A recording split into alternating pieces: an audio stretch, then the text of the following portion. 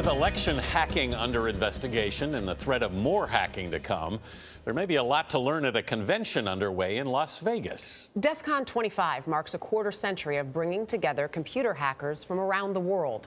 This year, they've been given a challenge to break into voting machines similar to the ones used in the 2016 election. For more on this, we're joined by John Biggs, editor-at-large for TechCrunch. John, good morning. Howdy. So an annual conference, what's the usual goal here? What are they trying to accomplish usually? The usual goal is to experiment. So one of the coolest things that they do is it's called the badge contest, I guess you could call it. And everybody has a special badge that's actually electronic. So everybody has to work together to figure out what these badges do. And there's a series of puzzles inside of these things. So the real ethos there is hacking. It's building cool stuff, taking apart stuff to see how it works, and figuring things out just on the fly. So the organizers have issued a challenge to try to break into voting machines. Is that legal? It is actually legal. So there used to be a challenge against it, according to the DMCA, which is it's against intellectual property, hacking, all this other good stuff. But they found in 2015 that if you do it for a good cause, if you do it for research specifically, you're allowed to do it.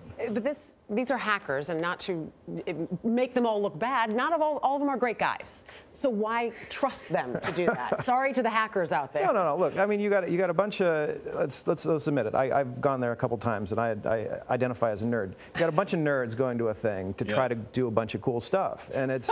But some of the nerds don't always do cool stuff. Well, so there's black hat hackers, white hat hackers. I would argue that the vast majority, if you're going to DEF CON, you're not sitting in some darkened room trying to hack into a bank.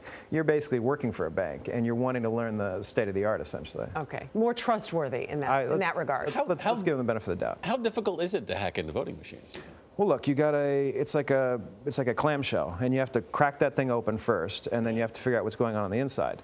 And if you think about the way they have to manage these things, the only time you get with a voting machine in the real world is about 2 minutes inside of a school gym somewhere. Yeah. So what they'd have to figure out is how to hack that thing through all that security in about 2 minutes, which is massively difficult. And is the idea then that the government can use this information to make us more protected? Ideally, but the problem is the voting machine folks, they like to do security through obfuscation, security through hiding. So they'll say, look, you can't even touch these things, because if you do, then you're going to figure out these secret things that we have put in place. And that really doesn't work. You really have to open these things up, and you have to share them with researchers who could actually figure out how these things actually work. What needs to be done to secure voting machines? To secure voting machines, they have to be completely open. You have to essentially give one to these DEF CON every year and say, here, try to break this thing open. Right. And as soon as they break it open, somebody from the voting machine company should be sitting there and saying, okay, we didn't see that, we didn't see that. Right. And then if you have more eyes, makes bigger problems easier. My apologies to the white hat hackers. To the black hat guys, don't come after me. John Biggs, thank you. Thanks.